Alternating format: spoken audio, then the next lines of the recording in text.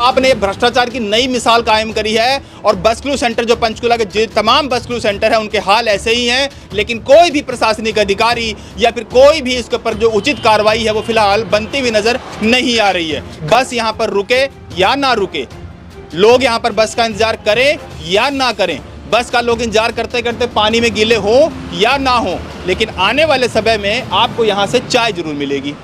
कड़कती कड़कती चाय मिलेगी और साथ साथ में स्नैक्स भी मिलेगा। नगर निगम पंचकुला के अंतर्गत बस क्यू सेंटर की बात करी जाती है तो फिलहाल मैं 4 और 5 सेक्टर के बस क्यू सेंटर के सामने और फिलहाल ये तस्वीरें देख सकते हैं कि जो बस क्यू सेंटर के हाल है वो किस तरह के हैं, क्योंकि नगर निगम पंचकुला या फिर जो स्थानीय प्रशासन है उनको ये स्थितियां नजर नहीं आ रही है और जो बस क्रू सेंटर का तकरीबन सभी बस क्रू सेंटरों का यही हाल है। और आज आपको बस क्रू सेंटर की खबर दिखाने के लिए नहीं आए हैं साहब, आज आपको दिखाने ये आए हैं कि आने वाले समय में यहाँ पर बस रुके या ना रुके, यहाँ पर कोई यात्री खड़े हो या ना हो, यहाँ पर लोग खड़े होकर बस का इंतजार करें या ना करें, पानी की बूंदें उन पर गिरे या ना गिरे, लेकिन साहब आपको आने वाले समय में इस छोटे से बॉक्स के अंदर यानी कि इस छोटे से कमरे के अंदर आपको आने वाले समय में कड़क कड़क चाय यानी गर्मा गर्म चाय मिलेगी और चाय के साथ साथ आपको स्नैक्स भी मिलेगा। जी हाँ, मैंने सही कहा, 14 फरवरी 2023 यानी कल के दिन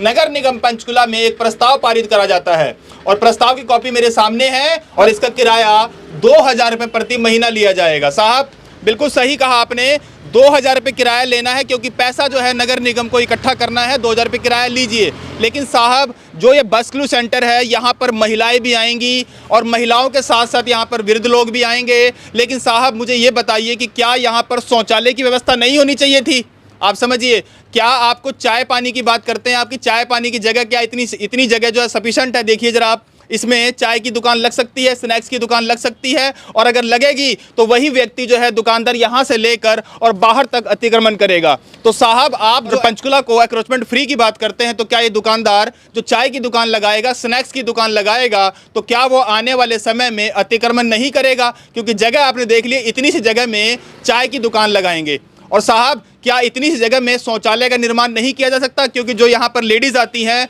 बस का इंतजार करेंगी, वैसे देखा जाए बस का इंतजार क्या करें क्योंकि ना तो बैठने की व्यवस्था है और लगातार भ्रष्टाचार हमने कई बार दिखाया था और ये बड़ा भ्रष्टाचार देखिए कि बस क्रू सेंटर का भी साल पहले ही इसका उद्घाटन किया गया था, लेकिन उद्घाटन के बाद ये हाल देख लीजिए कि ठेकेदार की जो लापरवाही है वो सरेआम नज़र आ रही है। बताइए साहब, ये व्यवस्थाएं आप सामने देखिए, ये ग्रिल है, ये भी राम भरोसे है, ग्रिल टूट चुकी है और अब कम से कम ये अस्थियों के सहारे यहाँ पे जीवित खड़ी है। टाइलों का हाल देख लीजिए और ये व्यवस्था देख लीजिए और ये हाल है सेक्टर 4 और 5 के बस क्रू सेंटर का। और साहब ये वही जगह है जब डीसी ऑफिस से मैं है 1 से 1.5 किलोमीटर और सभी प्रशासनिक अधिकारी, चाहे वो प्रशासनिक अधिकारी में डीसी साहब हों, कमिश्नर साहब हों, एडीसी साहब हों या फिर प्रशासन के कोई भी अधिकारी, जैसे देखिए सामने सरकारी गाड़ी निकल रही है और लगातार तमाम गाड़ियां यहाँ से निकलती हैं और सभी प्रशासनिक अधिकारी यहाँ से निकलते हैं, लेकिन ये जो ये हाल है, अरे साहब एक और चीज़ देखिए, यहाँ पर सरेआम इसके ऊपर पेड़ तक भी इसमें लगे हुए हैं और बिजली की जो नंगी तारों के ऊपर हरे रंग के जो पेड़ हैं यानी कच्चे पेड़ हैं उनकी टहनियाँ लगातार लगी हुई है और बस क्रू सेंटर के ऊपर ये गिरी हुई टहनियाँ नजर आ रही हैं। अब इन व्यवस्थाओं को देखने के लिए कोई नहीं है क्योंकि बारिश के समय में हो सकता है इसके अंदर करंट आए, लेकिन फिलहाल यहाँ पर गार्बेज का जो है पूरा इकट्ठा कर दिया गया है। जो मलबा है यहाँ पर, अब क्या इस मलबे को उठाने की कोई जवाबदेही है किसी की या नहीं? मैं ये जरूर बता दूंगा कि जो फिलहाल यहाँ पर किसी तरह से एटीएम खोलने की व्यवस्था की बात की गई थी कि यहाँ पर एटीएम खोलने की बात की जाएगी छोटे से कमरे के अंदर। अब मैं इसको ये नहीं समझ पा रहा हूँ कि नगर निगम इसको कमरा कह रहा है, क्योंकि उसमें लिखा गया है कि इस कमरे को 2000 रुपये किराया लेकर इसको चाय के लिए दे दिया जाए, चाय पानी के लिए, चाय स्नैक्स के लिए। तो साहब अगर ये कमरा है तो ये क्या हॉल है?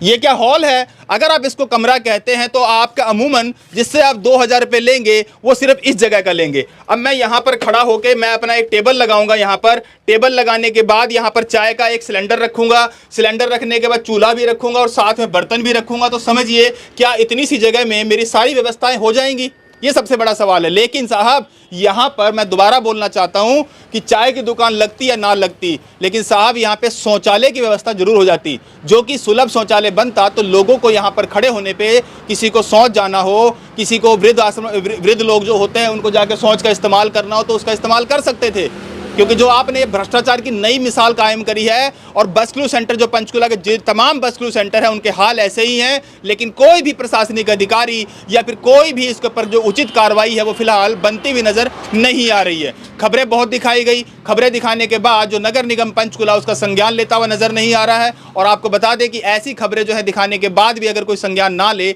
तो इसे क्या समझा जाए,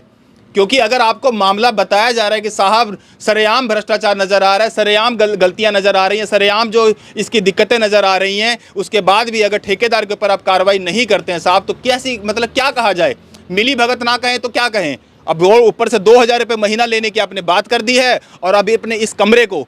अब मैं इसे क्या कहूँ, फिर शर्म आती है मुझे कमरा कहते हुए, और इस कमरे को आप कहीं ना कहीं कहते हो कि 2000 रुपये किराया लेके आप चाय और स्नैक्स का यहाँ पर इंतजाम करवाएंगे। चलिए सही बात है, क्योंकि नगर निगम पंचकुला पैसे इकट्ठे करेगा तभी तो विकास होगा। पंचकुला का विकास ये 2000 रुपये लेकर जरूर करवाया जाएगा, लेकिन जो लोग हैं यहाँ पर बैठने लायक नहीं है और यहाँ पर आके आराम करने लायक नहीं है, और ना ही यहाँ पर कोई अब तक बैठा होगा। क्योंकि देखिए साहब, अभी जो ये पेंट हो रखा है, मैं दोबारा दिखा दूंगा, इसे पेंट की अभी तक जो देखिए